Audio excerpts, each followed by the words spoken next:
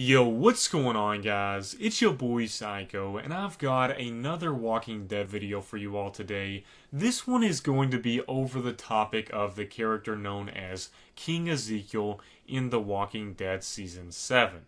Now, specifically discussing King Ezekiel, I just want to cover the idea of him potentially being a new fan favorite character within the TV show. King Ezekiel in the show was so much more likable than I was actually expecting.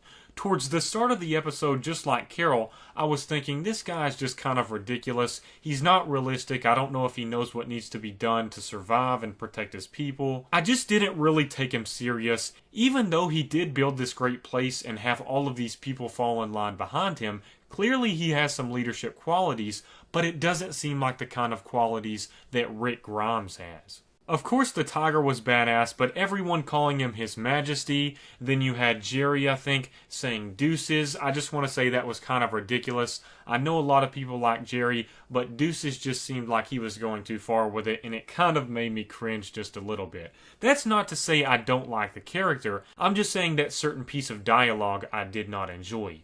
Other than that, King Ezekiel seemed kind of ridiculous at the start, but as we got farther into the episode with him talking with Carol and interacting with her, we saw that he started taking off some of the armor that was actually keeping us from seeing the real Ezekiel. As we got farther into the episode and he interacted with Carol, he shared his story of him being a bullshitter. He used to do plays, so he got into a lot of acting and voice projection, which makes sense because he's playing this role as a king of this kingdom. So we see that he's a bullshitter just like Carol, and finally getting to see the real him instead of this King Ezekiel guy, we really got to see him more on a personal level that made me enjoy his character so much more than I did at first. Now that's not to say I didn't like him at first. I thought he was still pretty awesome, but just to see him be real with Carol and be real with the audience, it was just so much more cool. We also got to see a soft side of Ezekiel, showing that he really does care for Carol, even though he hasn't known her for a long time. I think deep down, King Ezekiel is a very wise person. He knew when to step up as a leader to keep his group from going into chaos